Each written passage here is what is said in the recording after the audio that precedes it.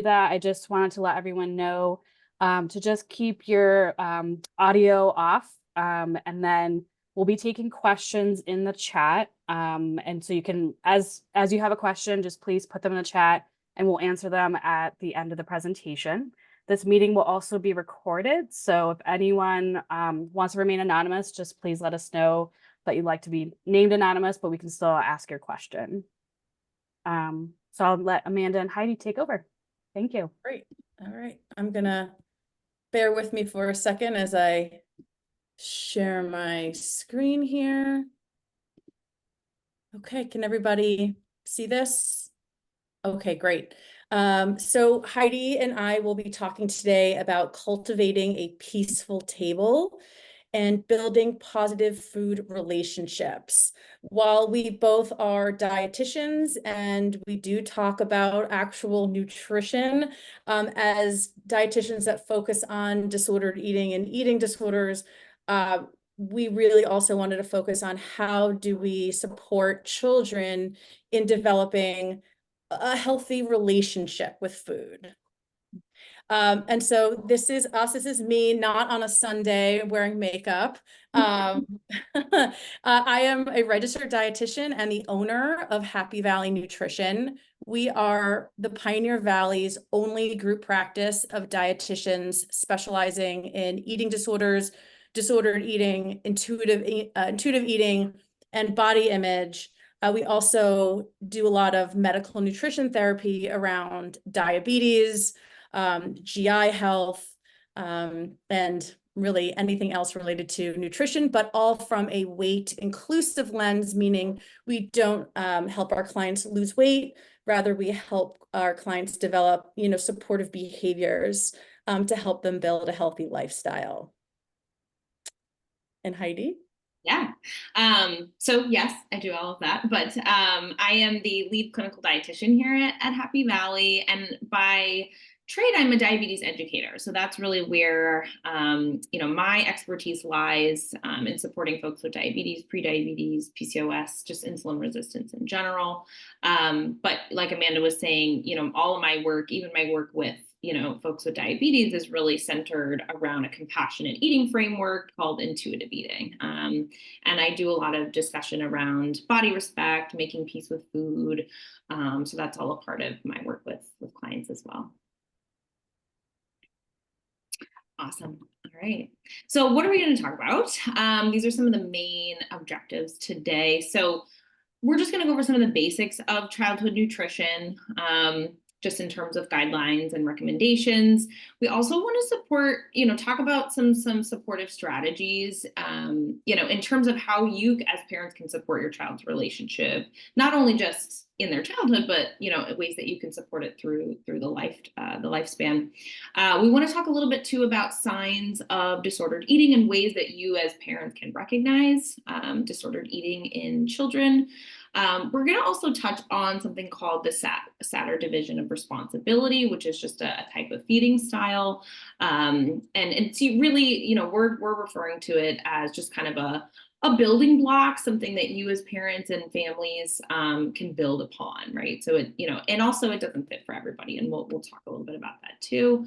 And then we just want to address some questions, that you all may have, and address some common questions that we get from parents and other caregivers, in our practice as well.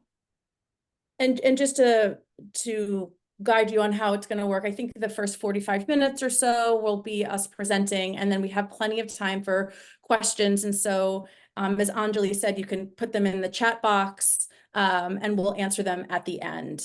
But if something feels really urgent, just feel free to let us know that we can address it in the moment. So first, we're going to just chat about the basics. And when I say basics, we're going to touch upon this really lightly. Of course, as you know, if you have any questions regarding how to feed your child, especially your younger child, definitely, of course, talk to your pediatrician. But we're going to just review some very, very quick basics of infant and child feeding. Go ahead, Heidi. Yeah. So for babies, fed is best. That is what we like to say. You know, whether that's breast milk, whether that's iron fortified infant formula, they're all acceptable forms of nourishment for your child. But, you know, as we know, we also want to introduce solids at about 4 to 6 months. Obviously speak with your pediatrician before introducing solids. And on the next slide, it talks a little bit too about just the recommendations around exposing babies to the common allergens. You know, I think in the past, a lot of providers had recommended exposing children to allergens a little bit later. But as I think probably most of us know, a lot of the research is showing that, you know, the earlier we introduce some of this stuff, the better. So some of the recommendations, especially around nuts and fish, are to expose children starting at about 4 months, you know, if you feel like your child is ready, but obviously having that discussion with your pediatrician first. But these would be some of those main, you know, the top 10 foods that you would want to expose early on. Okay.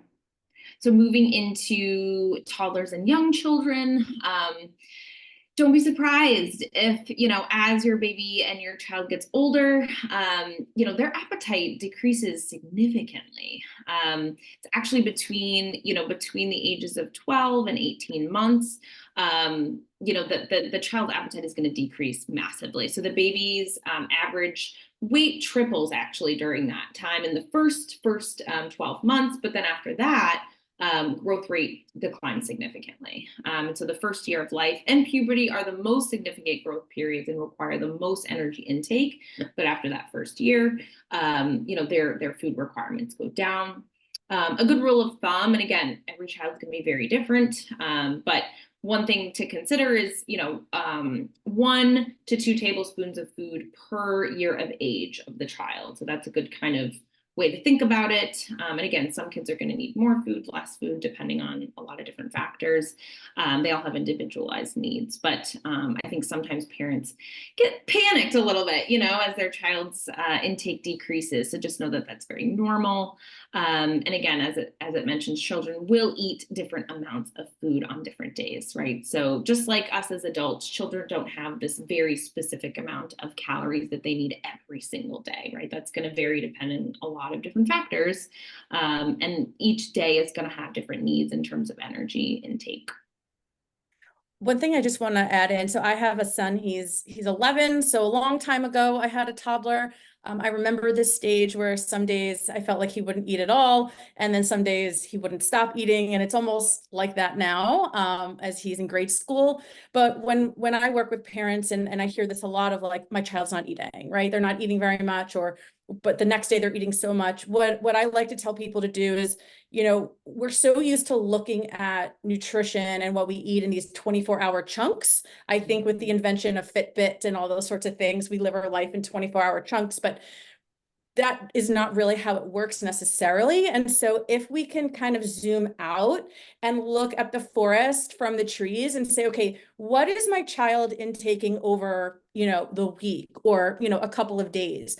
Maybe on Monday, they weren't really hungry, but Tuesday, they made up for it, and even Wednesday. And so what we want to see is, you know, over time, over like a couple of days, is it kind of evening out? And then also one of the best ways to know, and what we will always ask is, you know, let's see the growth chart, right? Talking about the growth chart with your pediatrician, and making sure that they're, you know, growing along the curve appropriately. If they start to drop down or go up in any way, that's when we as dietitians sometimes become involved. But again, don't be so surprised. It can be, I know feeding children and getting children to sleep are like the hardest things ever and the most frustrating. But again, this is normal, really, really normal, especially with this age. I haven't gotten out of it yet, and my son's 11, so okay. So yeah, so just some examples of some, you know, plates, right? So, you know, we're looking at some of the portions of things, and obviously a toddler or a young child's plate is going to look different than our plate. And also recognizing that, you know, kids aren't going to necessarily eat all of these components, right? And we'll talk a little bit too about that kind of division of responsibility in terms of, you know, allowing your child to choose, you know, what they choose to eat on their plate. I think sometimes we, as parents look and say, well, I really, we see that and we go, well, they got to eat the broccoli. That's the most important part of the plate, right? And the reality is that that's not inherently true. That all of these foods offer, complex macronutrients, minerals, vitamins, all that, and that, children, it's more important to focus on their relationship with food and just offering a variety, different foods, different shapes, different textures. One thing that could be helpful too is really focusing on talking about, how foods are being served, how they're grown, talking about taste, temperature, exposing kids to, playing with their food and touching it and getting familiar with it. But, just to kind of show an example of maybe what some of your toddler's plates, could look like. So yeah, to piggyback off of that, as with toddlers, they don't necessarily have the biggest attention span. So it's very normal for them to not necessarily want to sit down, at the table for extended periods of time. This is also very, very normal. Also toddlers' taste buds change and mature. And, it's also incredibly normal for kids to have really, really strong preferences for certain periods of time. But also completely reject, other foods. So again, kind of normalizing, just like we as adults have food, taste, temperature, texture preferences, so do kids, and we as parents and caregivers can honor that. Again, I think, rather than talking about, and we'll touch on this more too in some other slides, but rather than focusing on, referring to certain foods as good, healthy foods or growing foods, could it be more beneficial to really describe the food and talk about, again, where it's grown, what's the temperature, what's the color, what's the mouth feel, is it cold, is it hot, is it, so kind of having those kinds of discussions with kids as opposed to describing the food through kind of a moral lens. Also kind of thinking about, wanting to make meal times as pleasant as possible. Which again, not every meal is going to be this fantastic, pleasant experience. But, if we can make the environment, for our kids and also ourselves at mealtime more calming, and supportive, it can really support your child's relationship with food, your relationship with food. And there's some preliminary research that actually shows too that your environment when you're eating could potentially have an impact on digestion and absorption of certain vitamins and minerals. So just trying to kind of promote a relaxed environment during feeding times, is advised, but also thinking too about how we're using food. So not just inherently how we're talking about it, but also how we're using it. So really avoiding using food as a reward or a punishment.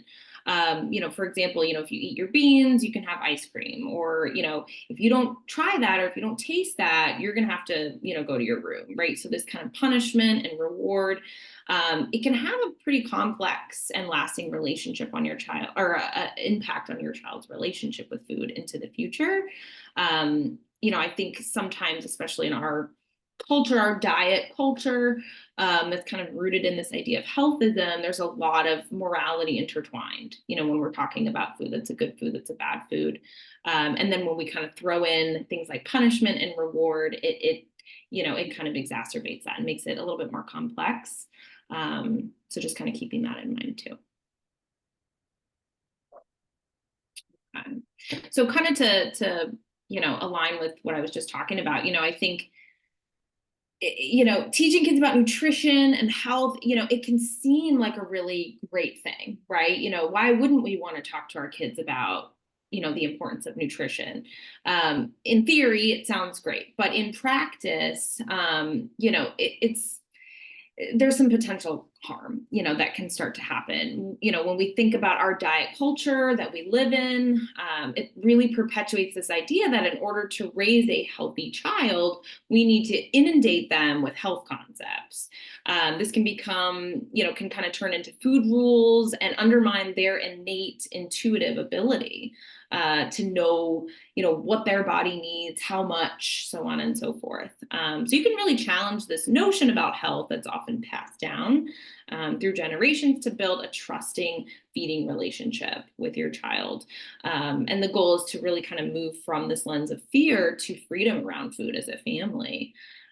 which I'm saying all of this as if it's easy. This is not easy. You know, rejecting this kind of mainstream idea of health is really challenging, especially when it's so intertwined in, you know, curriculums at schools, and you know, having to navigate that with well-meaning family members, and so on and so forth. But, you know, really starting to think about, rather than teaching my kids what is healthy, can I just start to teach my kids about nourishment in general, and how different foods play different roles, you know, and that they all kind of serve a different function regardless of their sugar content per se. Right. I will say, you know, when my son was in kindergarten, he had a worksheet that he did in school, and I was not happy as because of the work that I do, and they had to take different foods and cut them out and put them in the good versus bad category. And like one of them was, I think it was like French fries, and I'm like, I don't know, that's my favorite food, but they had to categorize it as good or bad. And I know kids love to make sense of the world by categorizing things, and we, especially as adults, love to do that too. But then it becomes this good versus bad, right? And then when that happens, and that's kind of carried as the child gets older, then that's where some of the issues can happen.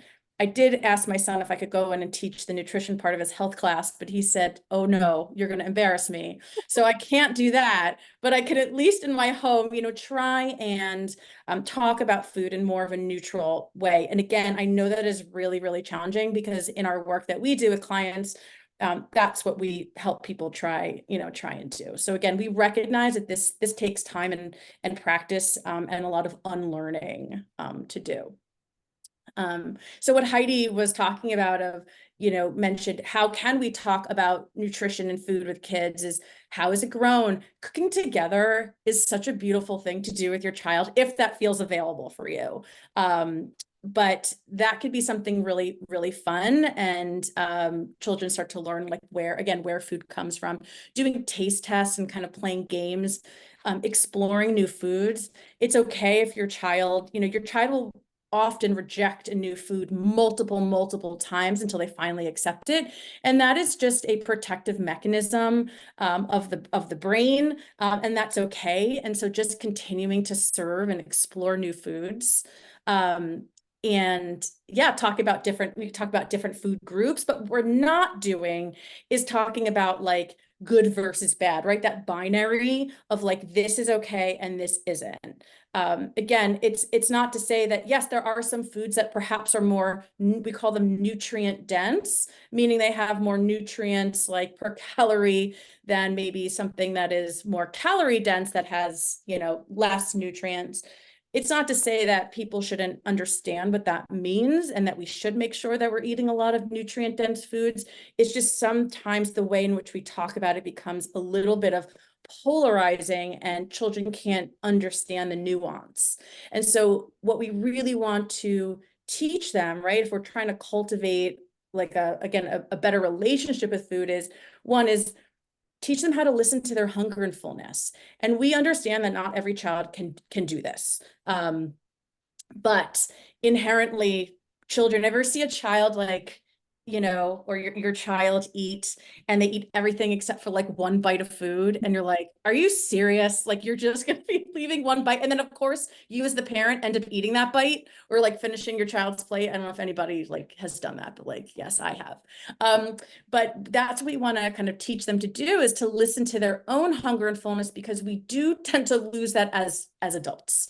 And that's the work that, Heidi and I do, is helping adults, reconnect to that hunger and fullness. But children, most children have this incredible ability to do that, and we want to honor that. We've talked a lot about, eating a variety of foods and making food morally neutral, meaning we're not kind of saying, well, this is good, this is bad. And we also want to teach them like how not to obsess about sweets and processed foods, right? And the way to do that, which we'll talk about later, is a little bit antithetical to what you might think. But that's what we want, right? We want a child eventually to turn into an adult that eats a wide variety and has an appreciation for all types of food. And this is what's going to set them up for a good relationship with food. And that might mean doing things that feel perhaps a little bit uncomfortable. And I can give examples of that as we get to it. But again, some of these concepts might feel a little bit radical, or new, because they're not necessarily the mainstream, which you're going to hear. So how can you help your child with their own relationship? And so one is to notice what kind of language that you use about food, right? Are you calling like sugar and cookies and whatever junk food? Because again, that sets it up that like that is not good. And so I have to be honest, like sometimes I will call food junk. It's just because that's how I grew up, and that's just how we kind of talk about processed foods in our culture. And so I will say to my child, like, actually, like, I'm so sorry, it's not junk. Like chips, I'll call it what it is, right? And so it's okay. Like, it's okay to use, like, to make a mistake. It's okay if you're trying to phase out this language and say, I'm sorry, I don't call it junk anymore. You could call it maybe a fun food or a sometimes food, or however it feels, but just kind of noticing what language you're using about food. And also what tends to happen is when we start to do this work, we think, oh, well, then my child can just have whatever they want, whenever they want, and like it's a free for all. And that is actually not what we're saying at all, is that there are boundaries around food, right? Like we as the parent or the guardian, and we'll talk about this later, of like, what are they eating? When are they eating, right? And so there are boundaries around food. We can say, you know what, if you're hungry before dinner, you have to wait. Or you already had some, I'll say to my son, like, you already had some, sugar today. Like, if you want something, you're really hungry, like you can have an apple or cheese. And then usually he's like, I'm not hungry. But again, there have to be boundaries set. And allowing kind of these quote unquote fun foods, right? Not just for special occasions. And also to understand that, how do we build up trust, to trust our children, that they know how to feed themselves. And that, I think, for me as a parent, has been one of the hardest things, is to trust my child that he knows what is best for him. And also noticing how you talk about your own body and other people's bodies around your children. We have been seeing more and more children and adolescents than ever before. And a lot of it stems, it's not the cause, but when parents or guardians are talking about their own body in a negative way, or talking about people in different sized bodies in a negative way, that really impacts children. And it's really, really hard to unlearn that. And I also want to say, it's never too late to change how you talk about that, right? You haven't made damage and you can never undo it. You're allowed to say, I'm going to talk about things a little bit differently now, right? I'm going to refer to my body a little different. So again, just notice how maybe you talk about your own body and other people's bodies around your children, or also maybe the people that you are with, like grandparents, perhaps, older, generations, how they refer to their own bodies or other people's bodies. And Heidi was just talking about this today, and I'll let you talk about this, prioritizing your relationship with nourishment, because we literally just added this to the slides right before we got done. Yeah. We're actually at the end, we have a resource that we're going to tell you about. It's a great podcast called the Burnt Toast Podcast by Virginia Soul Smith. So I was actually listening to one of the episodes today, and I thought one of the concepts that they brought up was really great. And it was really just about this idea of, as parents and caregivers, prioritizing, one, your own relationship with food, but also two, just prioritizing your nourishment, period. So when it comes to, family meal planning, how often as parents do we, cater meals and say, oh, my child's really going to love this meal, or like, this is their quote unquote favorite meal. And it may not be something that we enjoy. It may not be something that, would be satisfying for us as parents, but, it's saying, hey, I'm going to make this meal. And then how often do they then either say, I don't like that anymore, or, I like that last week, or whatever. She gave an example on the podcast where recently she had decided, hey, we're going to have pancakes for dinner. My kids will love pancakes for dinner. I'm not really in the mood for pancakes right now, but, I want to do this. I want to, make this dinner for my kids. They're going to love it. And then they like barely ate any of it. And she was so resentful and frustrated because she's like, I don't even want pancakes. Like, this isn't what I wanted for dinner. And my kids aren't even eating it. And so, you know, on the podcast, they were talking about, you know, it's not to say that you shouldn't take your families and your children's food preferences into consideration. But really not forgetting about your own preferences and your own satisfaction when it comes to cooking food at home, because, you know, one of the things too is that intrinsic motivation. I mean, we're going to be so much more intrinsically motivated to prepare a meal that we know at the end of it, we're going to enjoy and find satisfying, you know, as opposed to, I got to make this and then also make something else, you know? So it's being able to say, I want to prioritize the things that also sound good for me, which again, is easier said than done. But just not forgetting about you and your food preferences and your own satisfaction, you know, at meal times, I think is important. And I guess I also want to add to this of, if you're someone who has smaller children and you are very busy and food comes at the end, that is so common. And it is really hard work to feed yourself when you're taking care of small humans. It is very challenging no matter what age. And so really, if this feels available at any point, of really stopping to think, okay, well, how am I feeding myself? Is how I'm feeding myself in alignment to how, you know, I put all this attention on feeding my child, but am I doing that for myself too? Right. And so perhaps there are pockets of time in which that feels available to you. Perhaps you're in a space where that doesn't feel available at all. But really thinking about your own relationship with nourishment, and not just your child. Mm-hmm. Yeah. So, you know, I wanted to, I'm a researcher. I was a research assistant in grad school. So I'm all about the research. I love, you know, learning more about, you know, the topics that we're presenting on. And so I found a couple of research studies that I thought were pertinent and just important to mention, you know, as we're talking about, I guess, kind of more so the why, you know, the why behind focusing on, you know, our children's relationship with food and why it's so vital, especially now. You know, one of the statistics that's not on here, you know, we had seen a 160% increase in eating disorder admissions between 2019 and 2021.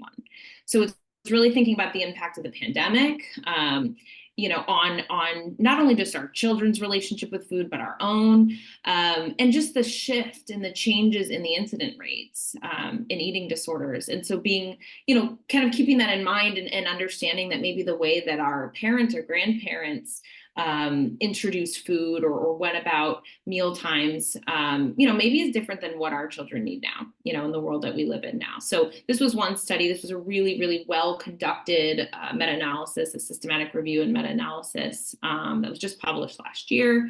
I really liked it because there was a huge sample size. There was like over 63,000 participants, anywhere between ages 6 and 18. They did a lot of, you know, combing through a lot of studies and picking out the best ones. And, you know, some of the basic conclusions they found, which is kind of concerning, more than 1 in 5 children and adolescents in the study presented with disordered eating. Now, that doesn't necessarily mean a diagnosed eating disorder, but, you know, the characteristics of disordered eating, you know, thinking about food in a moral hierarchy, you know, feeling maybe potentially guilt or shame about certain foods and eating certain foods. You know, so that's, you know, about 22% of that sample size, you know, presented with these kinds of disordered eating behaviors. We know from previous research that disordered eating in childhood and adolescence may predict outcomes associated with, you know, the development of diagnosed eating disorders in adulthood. And we see this in our practice, you know, every day, you know, so we work with clients, you know, adult clients with eating disorders. And a lot of what we talk about is how their relationship with food as a child kind of impacted the development of their eating disorder, or, you know, how that's kind of led to them to where they are in terms of their relationship with food. So, you know, this is really just to kind of get a sense of where we're at in terms of the incident rates of eating disorders among children right now. And Amanda already mentioned, in our practice, we are just getting such a huge influx of children and adolescents, you know, who need support. You know, so it's why this stuff matters, essentially. Another one that I thought was important just to quickly mention too is, how Amanda had talked about why it may be important to think about how you refer to your own body and how you talk about the bodies of other people. There was a study actually really recently published here, actually in this past month in February, titled Body Shaming and Internalized Weight Bias as Potential Precursors of Eating Disorders in Adolescents. So a little bit smaller sample size in this study. There was just under 1,000 high school students that they looked at. This was all self-reported, so there's some limitations there, but they were given a bunch of questionnaires. And one of the things that they found is 1 in 4 students experienced reported experiencing weight-related body shaming by their peers or family members. So that's a quarter, of the sample size kind of reported that experience. And why this is important that, that we're thinking about this, is that the study found that higher scores of eating disorder symptoms, body dissatisfaction, and also weight bias were reported by adolescents who experienced things like body shaming, especially females. In the questionnaires that they filled out, they were asked about, again, disordered eating behaviors, their body size, satisfaction, whether they were satisfied or dissatisfied. And they also compared this to BMI.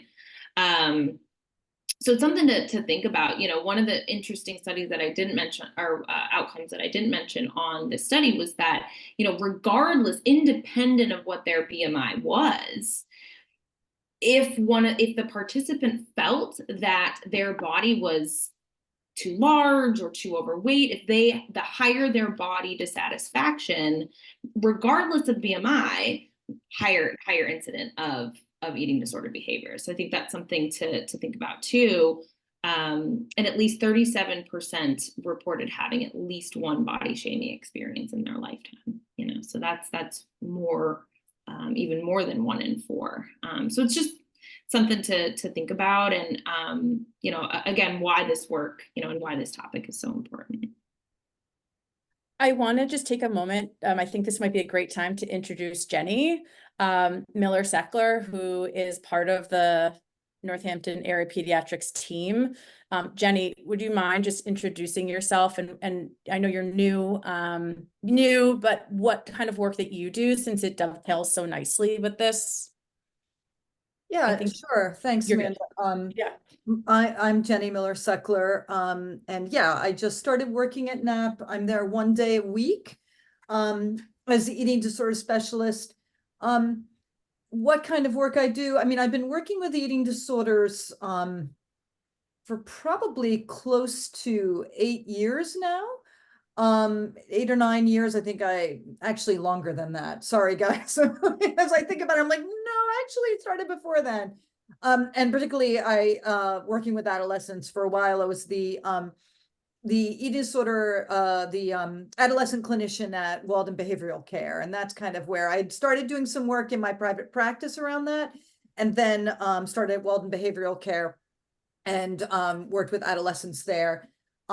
At NAP right now, what I'm doing is mostly just sort of consults with parents. So I've been meeting with parents of younger kids as well as older kids to talk about their concerns and talk with them for strategies for how to address their kids' weight and shape concerns or worries that parents have about what the kids are eating and what they're reporting. And I've also been meeting with a lot of adolescents to kind of have an assessment, talk about what's going on for them. Sometimes the kids I'm assessing, I see that maybe they could use some more support, and some of the kids just need a little education and maybe a few follow-ups. So that's mostly what I'm available for. I don't know if there's anything more, if that sounds about right for now. No, that's great. And we're so happy to have you there. And I just thought this was a good time, just because what we're talking about here, especially when it comes to adolescents, what I find and teenagers, what can be so challenging is social media. And it is very, very difficult to compete with the influencers of TikTok and other things like that. So it's just great to have, other people who can have these kind of conversations if it feels challenging, or if you notice in your child anything, if you ever have a any question of like, this doesn't sound right, like that is always a good time to talk to your doctor, your pediatrician about Yes. it. So, Yes, thank and you, Jenny. I'm happy to talk to your teenager then too, if that feels like the appropriate referral. So thanks, Thank Amanda. you. Yeah, thank you. Go ahead, Heidi. Good. So I would imagine some of you are wondering, okay, so I want to prevent this. Well, what promotes disordered eating? And we already talked a little bit, about the way that, we talk about bodies, the way we talk about food, and that matters in terms of your child's relationship with food. But some other things to consider, this term non-consensual dieting, which is essentially putting your child on a diet. And this is, doing so, when we say diet, we mean, calorie restriction. We are talking about restriction, not inherently structure. And we'll kind of talk about the difference when we talk about the division of responsibility. But, I know I was put on a diet as a kid, and I know so many of my clients were, and it's this discussion of, your body is changing, or we have these concerns. And that link is then formed, that we are dissatisfied with your body, and now certain satisfying eating experiences are no longer available to you. And, I know for me, it certainly felt like a punishment. I know for some of my clients, it can feel that way too. And this notion of it, it is non-consensual, right? As parents and caregivers, if we, restrict foods from our children, again, big difference between structure versus restriction, but, that's a big one. That definitely has a big impact. Weight stigma and bias in healthcare. I've had several clients also, when we go back and we think about, okay, what were some of the first experiences you can remember when it comes to, your body image and how you feel in your body. I think a lot of folks will kind of refer back to, oh, I remember my doctor or one of my providers, holding up a chart and showing me that I was here and I was supposed to be here, and I felt like I was in trouble. And there's this kind of this bias or this judgment, this stigma around body sizes in healthcare that can have a harmful impact, throughout the lifespan. Just in general, as we're talking about TikTok, social media, the thin ideal, there's this whole social construct that thin bodies are inherently more worthy or morally superior, or just overall more acceptable in our society. And that thin ideal as a social construct has a really harmful impact, as we know. That isn't necessarily something that we as parents or caregivers can, keep our children from. We can't put them in a bubble, but we can have these discussions with our kids about, hey, this is the kind of stuff that you're going to see online, that all these photos are edited and all of these bodies aren't real, and that this is a real kind of a made up construct. When we think about beauty standards, and just in general, we talk all the time about, our parents and grandparents and these harmful belief systems that have been passed down. It's not my parents' fault, that I didn't always have a great relationship with food, right? What was the alternative? They didn't have an alternative. So, there's not blaming, but it is being able to recognize that certain things are passed down through generations. These indoctrinated belief systems, one of which is healthism, this notion that we as human beings are 100% in control of our health and our health outcomes, when in reality, we know that is not true. There's certain behaviors, health promoting behaviors that we can engage in that can absolutely have an impact on our current and long-term health outcomes. But we are not in complete control of our health. Ableism, fat phobia, there's kind of these belief systems around, the kind of feeling that able bodies are superior and thin bodies are superior. We already touched a little bit on kind of the moral hierarchy of food. These are good foods, these are bad foods, and the potential shame and guilt that we're setting our kids up for when we talk about foods in that way, to feel bad about what they're choosing to eat. The fear mongering that we see, especially online, holy cow. I mean, I don't know if any of you have seen some of these videos of people going into grocery stores and saying, this is terrible for you. This is going to give you cancer. And this is going to, it's like, it's terrifying. And kids are unfortunately exposed to this really harmful misinformation. So just in general, fear mongering around foods, as well as body shapes and sizes. And then inherently disordered eating habits, which, I think a lot of the time when we think about things like calorie counting or physical activity, we don't always inherently think about that being disordered. But what I find really interesting is that there's such a double standard that, folks that access healthcare in larger bodies are praised when, tell their provider that they have been restricting calories and exercising excessively. But if an individual comes in a thin body and expresses those things, then there's more concern around disordered eating. So it's, there's something to consider there, and that these behaviors are inherently disordered, regardless of body size. So just some things to consider in terms of, and again, we can't eliminate all of these factors, right? And also, like what Amanda said, it's never too late to start to change the way that you think and talk about some of this stuff around your kids. I always say, it's, as parents, it's not our fault that our kids are having to come up against diet culture and healthism and wellness culture, but it is our responsibility to try and create an environment where that stuff doesn't live, at home, and that they're seeing this difference in, well, that wasn't the way that my mom talked about food, or that wasn't the way that, we talked about food or felt about food in our home. And I think that's an important differentiation. Great. Awesome. So we're gonna sort of shifting gears just a little bit of with the disordered eating and recognizing that, and we wanted to chat about the division of responsibility. And I'm not sure if anybody has heard of this, and it's a practice, right? It's kind of a practice of eating, and an eating approach that was created a long time ago in the 1980s, right? So that seems kind of foreign, but it's still used today. And there's some really fantastic aspects about this division of responsibility. And it was created by a dietitian and feeding therapist named Ellen Satter. She's written some pretty fantastic books about child feeding, just kind of like pretty phenomenal. And it was created, she made this in response to the Clean Plate Club approach to family dinners, right?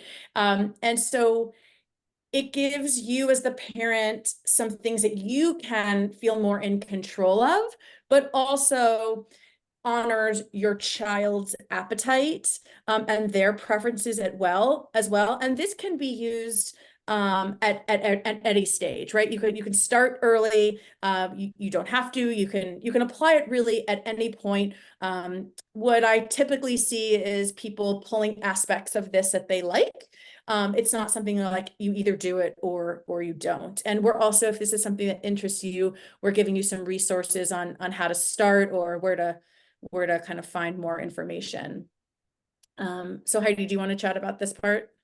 Sure, yeah. So, some of the basic principles of the division of responsibility, as parents and caregivers, the question is, okay, so what is my responsibility then?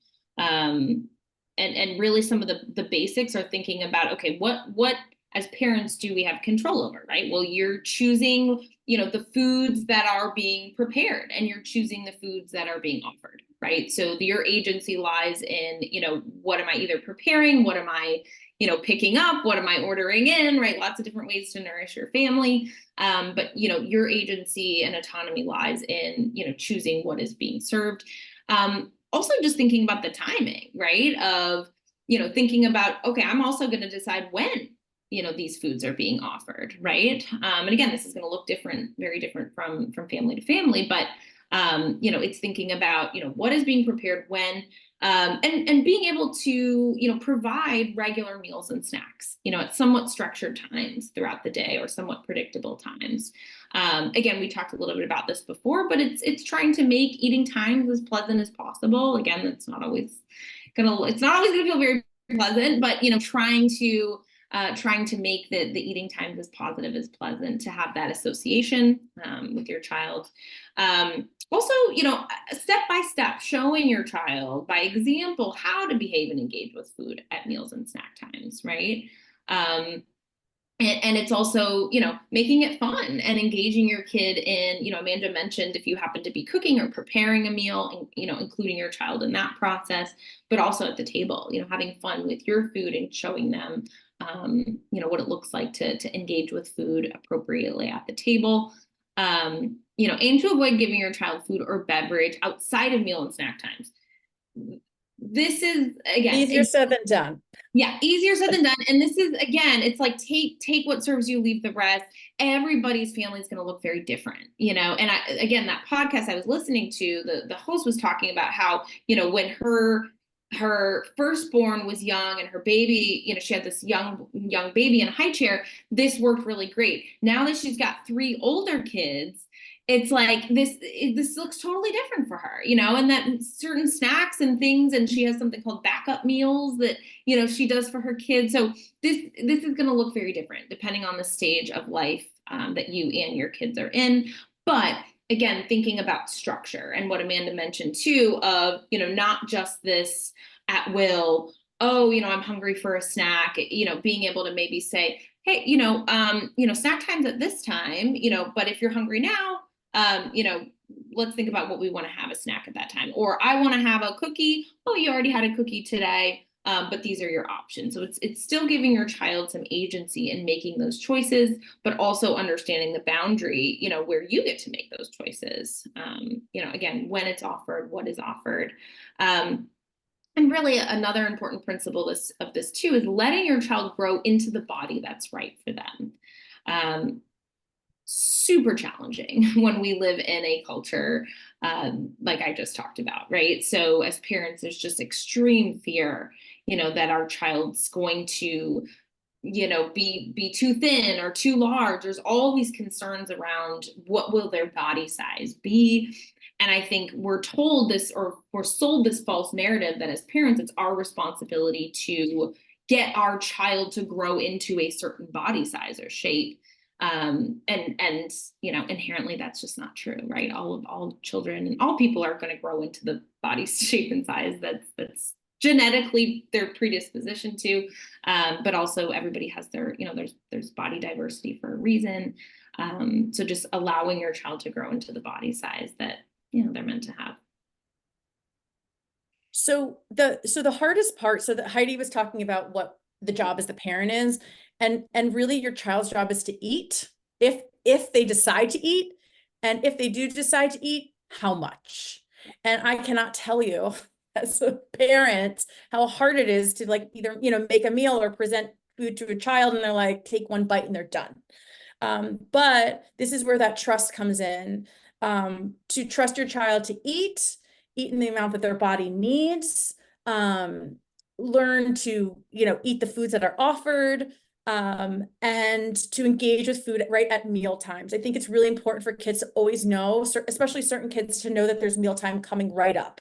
My child always knows when the next eating opportunity is coming up, because I think, and I see this with adults too, and we don't know when our next meal is coming up. That can produce a lot of anxiety. And so just always having like, yep, this is what they know. Just like, if your child goes to school, they know when snack time is, they know when meal time is, even following that pattern is helpful. And again, we'll tell you how to get these slides, but this is a handout on Ellen Satter's division of responsibility. I worked at Head Start for 5-6 years. I was the nutritionist there and the health manager, and we use the division of responsibility a lot. So I'm very familiar with this handout. Brought back a lot of good memories. But again, just to reiterate that the parents are responsible for the what, the when, and the where, and that the children are responsible for how much and whether or not they're going to eat. But remember what we said, especially that there are going to be times when your child isn't really hungry or is distracted. Some children, especially little kids, do better with breakfast and lunch and don't do so well with dinner. And just know that they will eat again. And if you have any questions or if you're nervous, like that is what, your pediatrician is for. So just some final words from Ellen, right? Ellen Satter, is that your child's going to grow up to get the right body. And what really influences the right body for the most part is genetics. That's largely, you know, we're dealt a hand of cards when we're born, and largely that is what is it. That your child is going to grow in the way that is right for them, and that most children know how much to eat and to grow. And of course, there are exceptions, but most children do.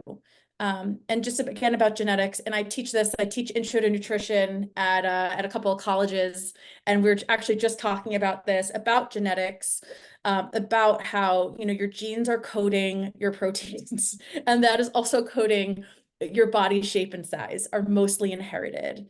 And that if you have a child that plots above the 97th percentile or below the third, what's really important, what we're looking for, is that they remain consistent.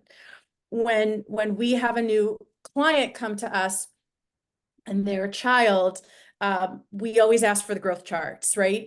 Or they're always provided to us, quite honestly, because what we tend to see if there is a problem is that, you know, they're plotting kind of nicely along, you know, one area, and then they start to fall down. It's like, okay, is there something happen? Are they not eating? Or maybe it starts to rise, and it's like, that is another thing that we should take a look at. So really, if you feel like, you know, your child's weight or height or anything is abruptly, rapidly shifting, or even trending, this is the time to consult your pediatrician, or a dietitian who understands feeding. And this is, I want Heidi to explain this, because this is like one of her lines that she uses, and I was like, we need to put it in there, but not trying to change your child's size or shape. It will backfire. And as Heidi likes to say, weight is not a behavior. And I'm wondering if you could just like briefly, because we have just a couple more minutes, explain that concept. Yeah.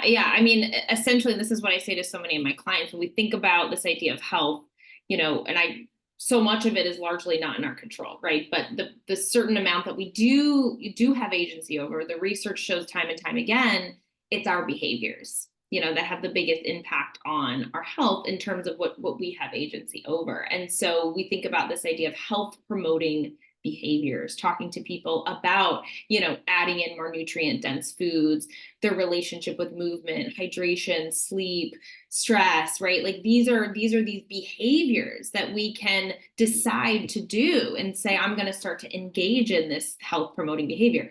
Your weight and body size is not a behavior.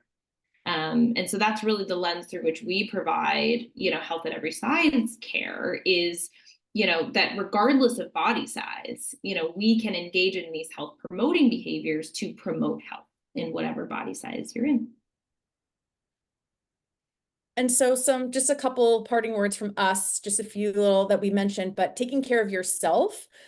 It is so hard to feed a child. It really is. And a lot of my work with parents is just validating. I'm like, you're doing a great job. Like, you got it.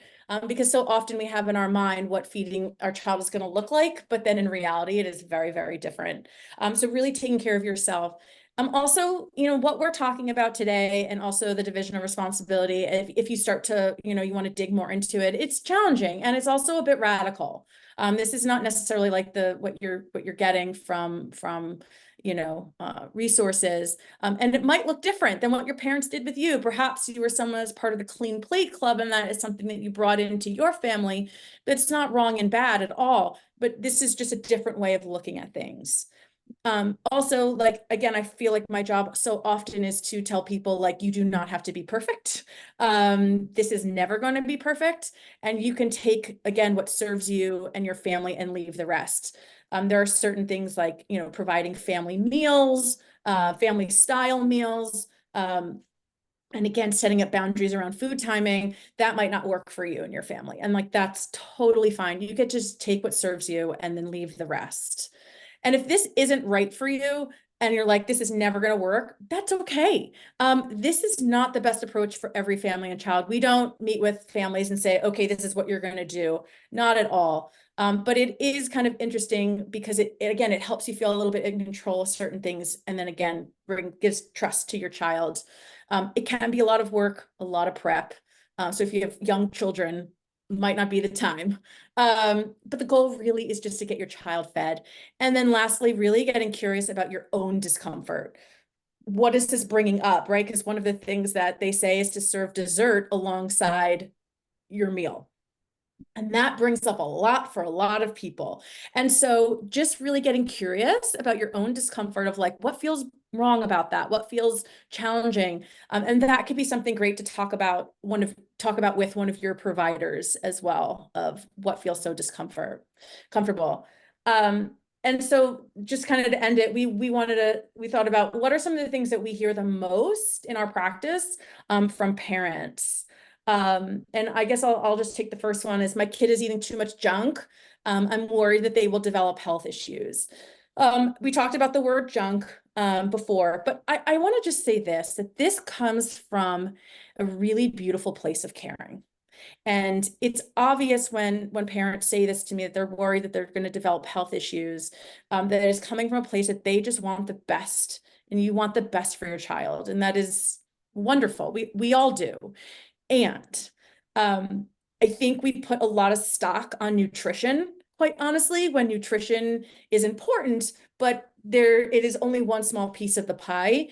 And so we don't need to be worrying about this when our child is like 3 or 4. We don't have to worry about eating sugar and getting diabetes when our child is 5.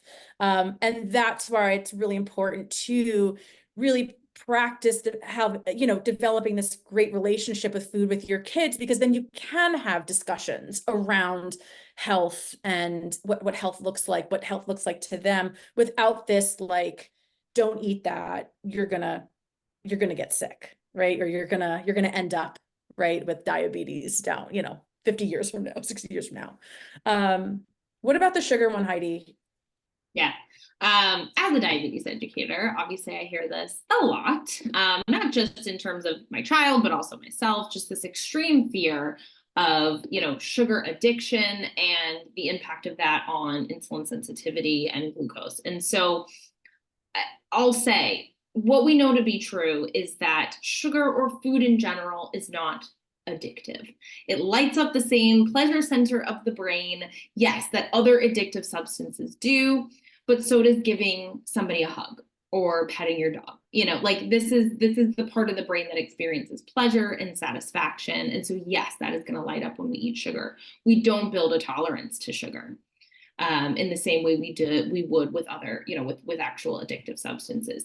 Why we feel addicted to sugar though, right? So not invalidating the fact that, some adults and children feel addicted to sugar is mostly rooted in restriction. When you think about this idea of scarcity and how the brain can really interpret what we call the scarcity mindset, sugar is satisfying and it's something that the brain needs glucose to fuel. And so when it's not offered and it's restricted, there's a reason why when it becomes available or accessible, we feel compelled and it feels like an addiction. And so that's really where this idea of being able to offer these fun foods or these sugar containing foods on a regular basis, research and lived experience with a lot of my clients and myself shows that, we don't feel as addicted to something when it's not scarce, and it's available to us. So it kind of comes down to that same piece of trusting your child, to know, what foods are satisfying and which ones, they prefer. And it's okay. And it's really normal for kids to prefer and enjoy sugar. It's a pleasurable eating experience. And so just being able to normalize that and be able to offer it, as well as offering a lot of those other nutrient dense foods as well. Right. So my child lives in a larger body and I'm worried about their health and how they be treated by others.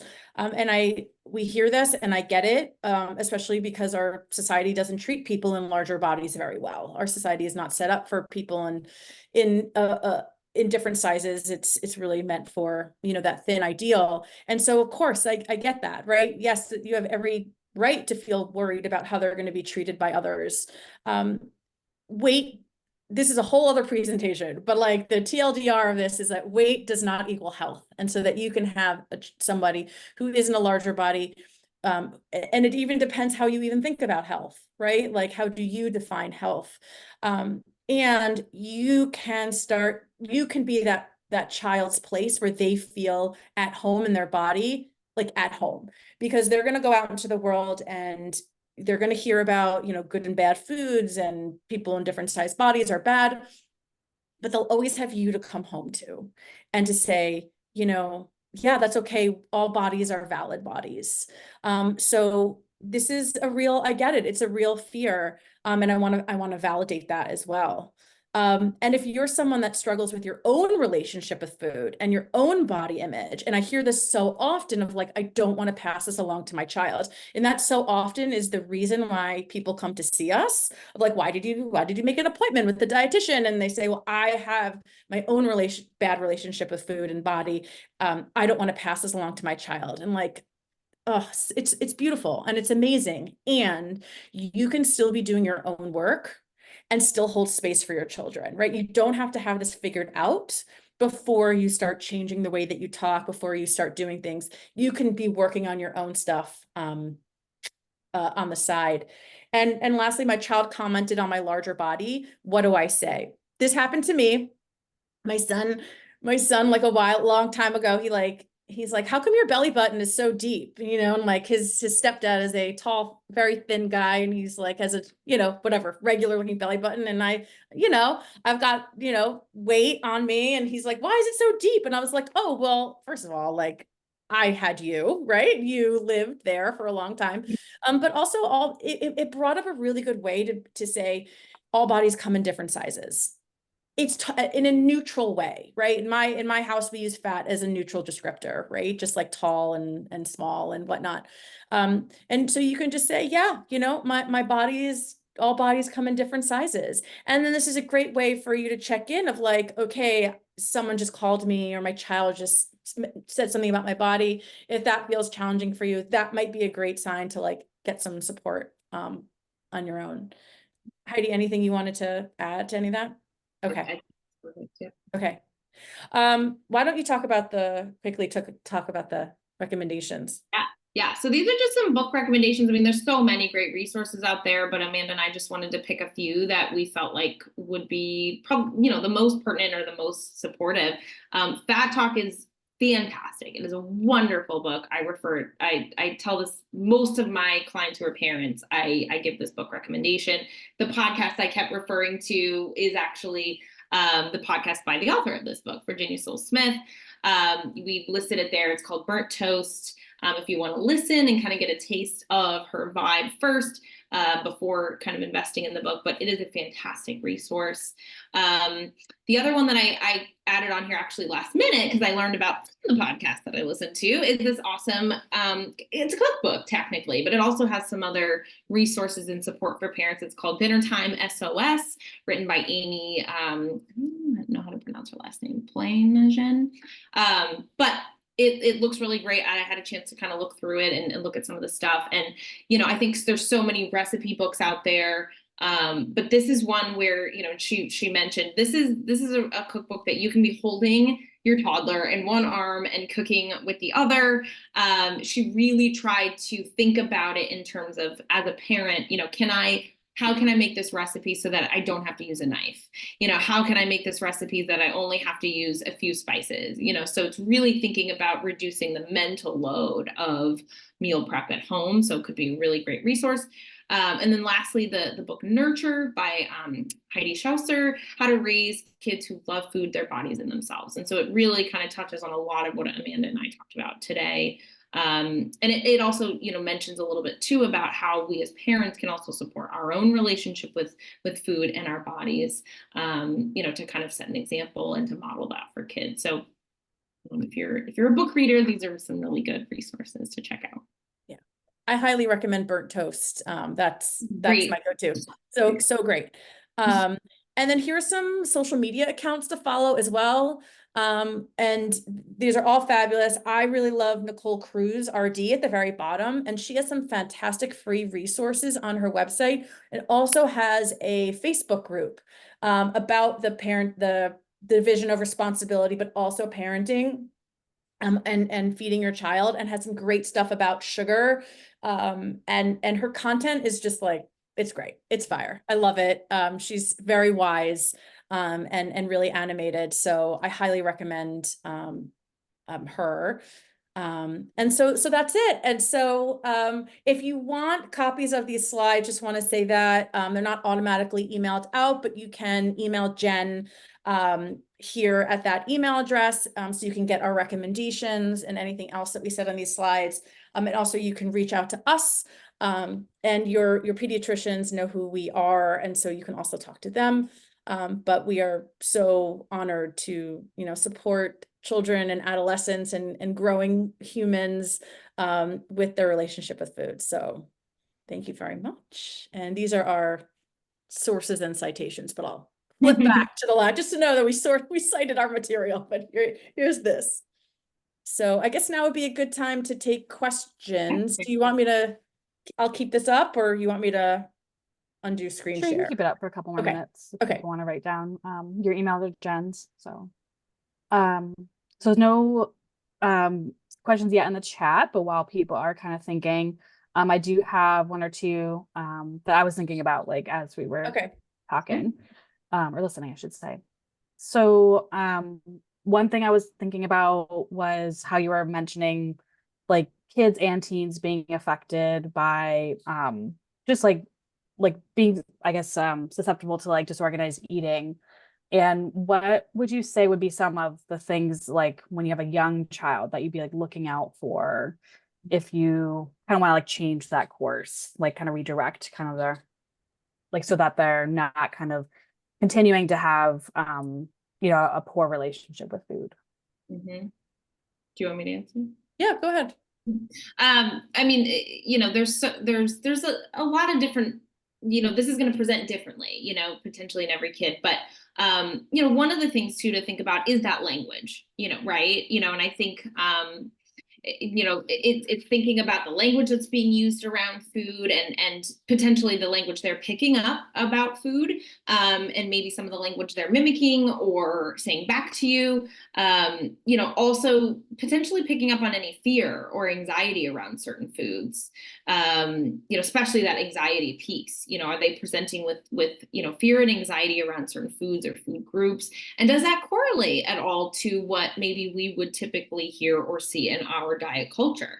Could that be having an impact on the way that they perceive and categorize food?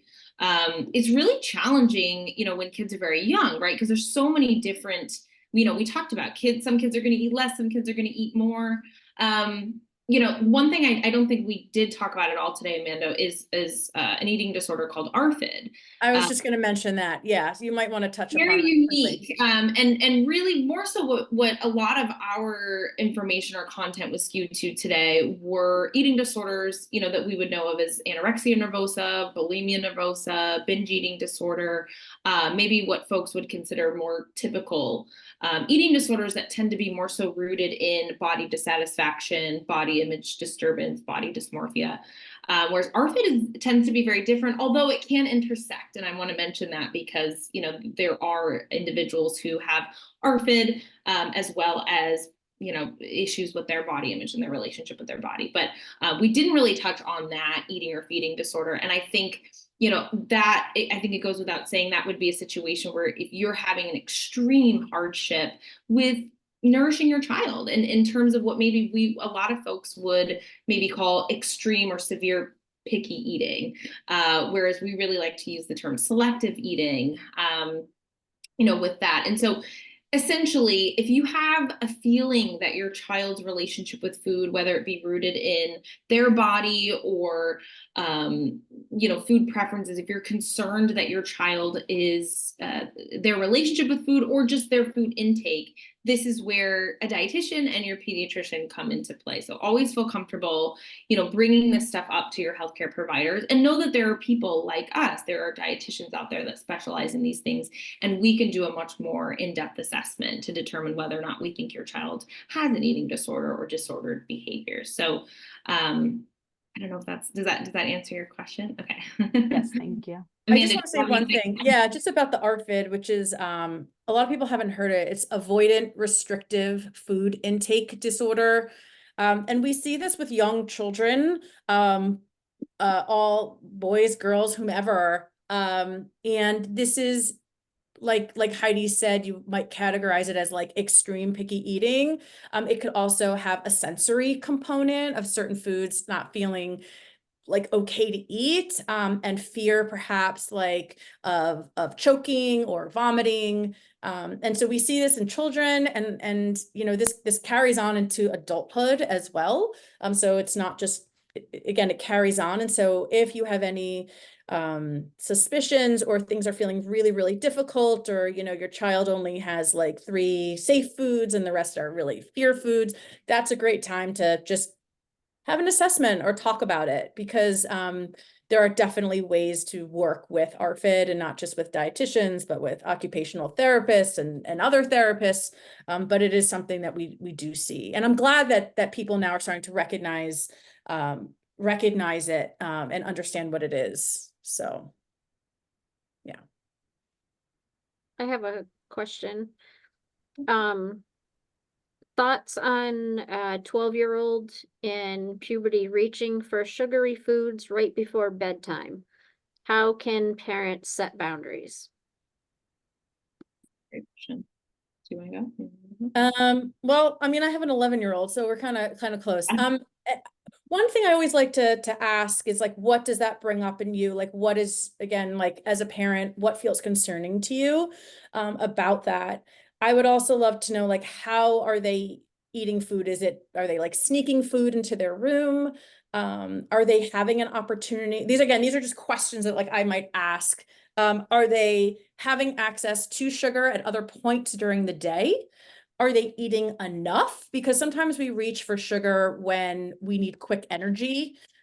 Think about that, like you're at work and it's 3 p.m. and you're like, oh my gosh, I'm totally dipping and I need something. And like, yep, I'm hitting the jelly beans or the whatever, because that's quick energy. So are they getting enough food?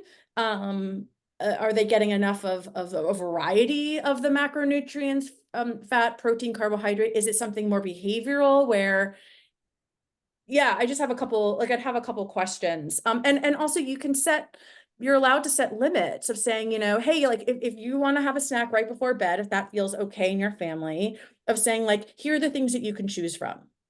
We've got a granola bar, we've got an apple, we've got a piece of, like, you can say like, you get to set the limits of what they can choose from. So Heidi, would you say anything else? Yeah, I mean, the only other thing I would add, and you kind of already touched on it, is that like, yes, like being able to set those limits and boundaries of here are your options, but also making sure that sugar is included somewhere, right? You know, because I think, again, it's not necessarily just saying you can have an apple or a cheese stick or a granola bar because those things are better. Right. And those are good foods, versus you can't have the sugar because it's bad, right? So being able to kind of explain, this is when, you know, you already had sugar today, or actually, no, we have sugar at this time and we're not going to have it at bedtime, or something like that, right? So again, you're able to set those limits or those parameters, but making sure that fun or sugar containing foods are accessible, because again, I think that's really what can contribute to that feeling of addiction, or feeling kind of compelled to seek out sugar, especially as adults, you know, if it was something that just wasn't accessible or available at all, you know, as in our childhood. So, yeah, so a lot of different, you know, a lot of different questions to ask. And again, I think, again, my question to parents is always like, what does this bring up? What does this bring up in you? Like, what fear is there for you if your child continues to eat sugar right before bed? You know, we want to make sure they're brushing their teeth, right? They don't want to eat sugar and then go to bed. We want to make sure there's some of those other kind of behaviors happening, self-care behaviors, but yeah, just a couple questions around that. I had a question if Sure. it's good.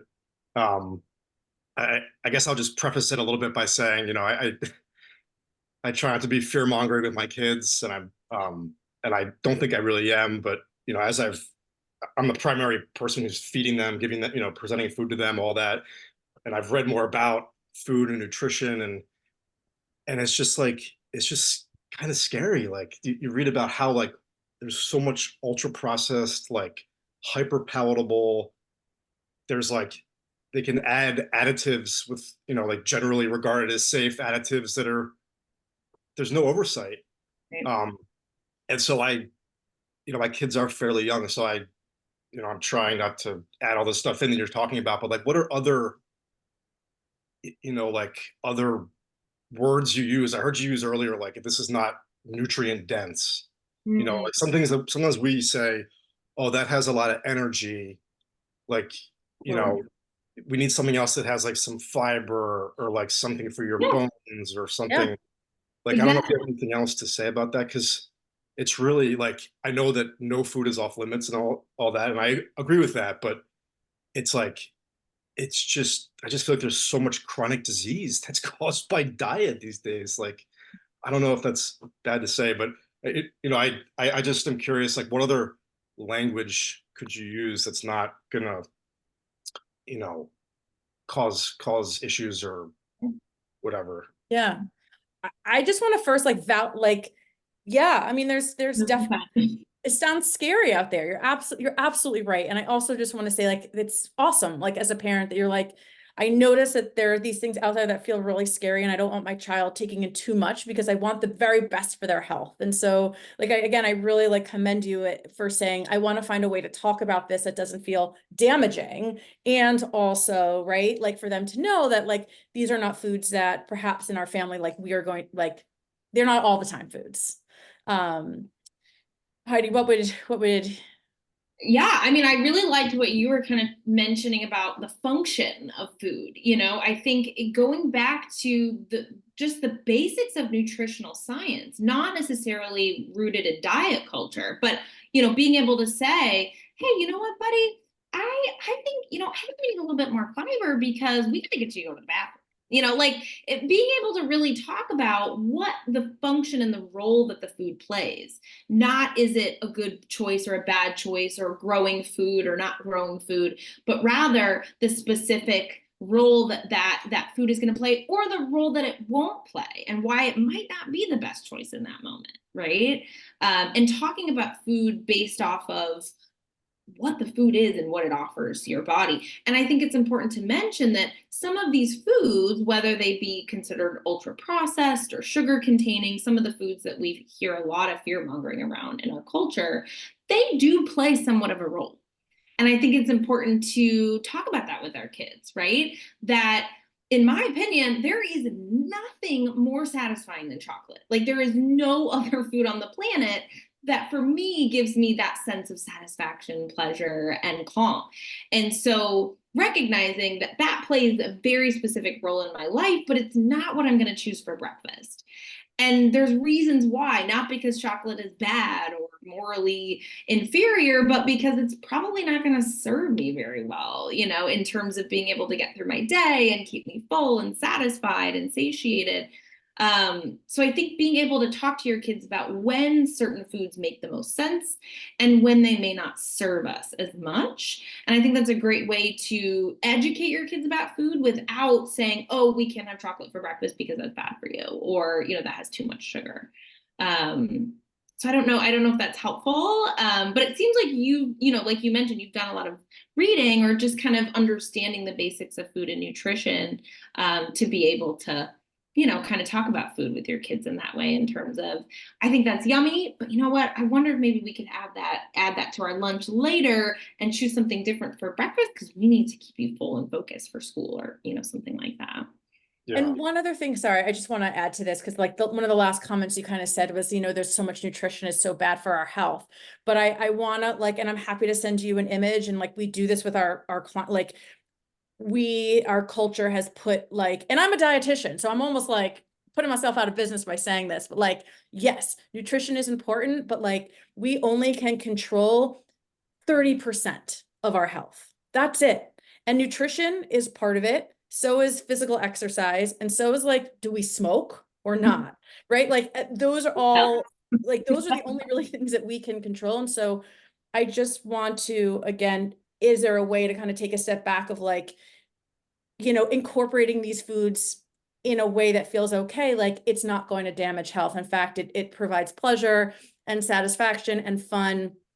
And by also providing them, I can tell the kids that come over to my house and are not allowed to have certain foods at home because they're the ones that are raiding my pantry, and overeating and leaving wrappers in my son's playroom. Whereas again, and I am not a perfect, please don't think that I have done this right in any sort of way, but my son is allowed all sorts of things, and he just kind of like takes what he wants and leaves the rest. And so I grew up as a child that was only allowed certain types of food and not others. And I have had decades of disordered eating. And so I think the way that you are talking about it with your kids is fantastic. Like, I think you're on the right path there. I think it's okay to be wary of what's out there, but also just understand like those foods are going to show up. And so how can they show up in a way that feels like safe for you and your family? Mm-hmm. And just really quick too, as we're talking about determinants of health, I just have to say, and this is what I say to all my clients, so much like the same amount of impact, if not more, on our risk for chronic disease is stress, right? And when we think about our nervous system and how stress impacts blood pressure, glucose, insulin sensitivity, like you name it, when we have a stressful relationship with food, it is my professional opinion that is going to have a much more profound impact on our health than any specific food that they are or not eating. And so, being able to really be able to prioritize what they're eating, but also how they're feeling about what they're eating and what's coming up for them. And if there's stress present, that's going to have, a pretty large impact on their risk for disease as well, and so we want to try and reduce the stress around food and eating. Okay, thanks. That's a great question. Yeah. Any other questions? And I want to say too that these emails that we have up here, you're welcome to send us an email, if any questions kind of come up for you. You're laying in bed at night and thinking, oh, I forgot to ask that. So you're welcome to shoot us an email. And there is a .com after your email address. I just totally forgot to put it there. Sorry.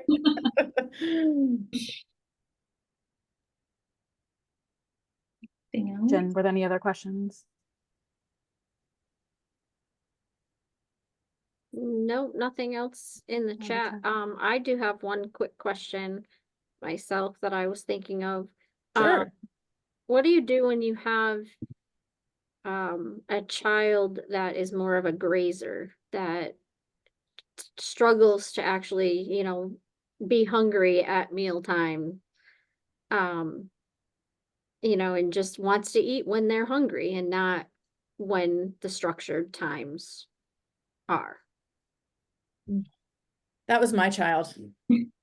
Just want to say, mine. It's so frustrating. I don't even know if I even have it's so hard when I'm like, yes, I'm a dietitian, but I'm also a parent who struggles with feeding their child. It is so hard. And I do think, quite honestly, that one of the reasons why my son is like that is because I have created that environment of he's like, I'm hungry. And I'm like, well, just take a snack, leave me alone.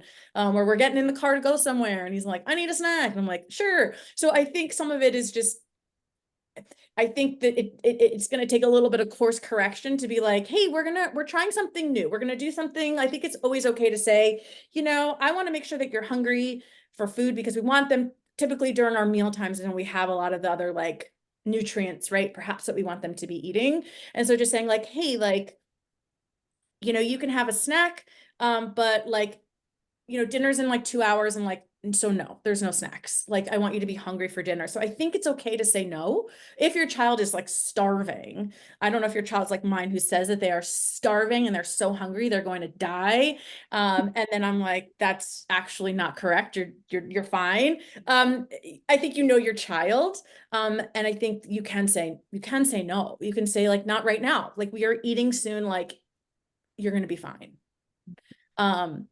But it's just so common. And I also just got to be honest, I struggle with it too.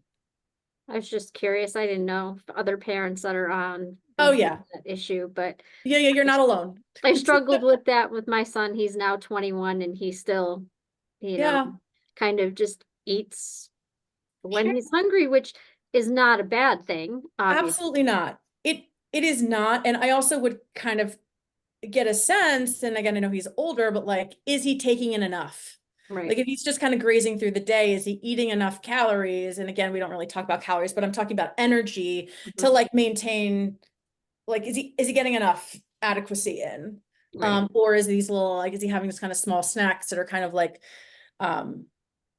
preventing him from actually getting hungry and like having a full meal? So, you And know, also within it too, thinking about fiber and protein and the role that those play in creating satisfaction and satiety, you know. So if we're primarily choosing carbohydrates, which again, nothing inherently wrong with snacking on carbohydrates, but they don't provide a lot of satiety for long periods of time. So, you know, I know myself, if I just eat half a bagel or I just eat chips, I'm gonna be hungry again in an hour or two, you know, versus if I pair that with something protein containing or fiber containing, I can get longer stretches of time without eating because I'm feeling fuller for a longer period of time. So That makes sense.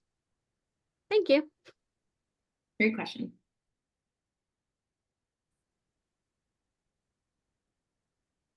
I guess I just want to end with saying, like, if you're a parent who's struggling with feeding your child, like, you are absolutely not alone. We hear things all the time, and everybody always says, I must be the only person who's, you know, and there's so much like parent guilt, and we always feel like we're messing up, but like you are not, and you are feeding your child, and that deserves to be congratulated, and you deserve a medal because it is so hard.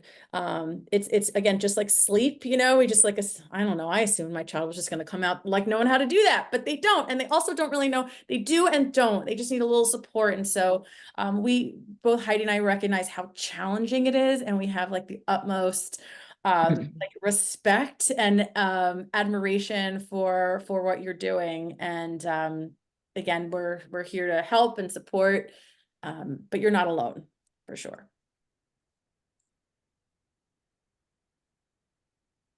Well, thank you so much, Amanda and Heidi, for joining us in this awesome presentation. And also thank you to everyone from NAP that has shown up today as well. This session was recorded, so it will be available on the NAP website under parenting workshops probably in the next few days.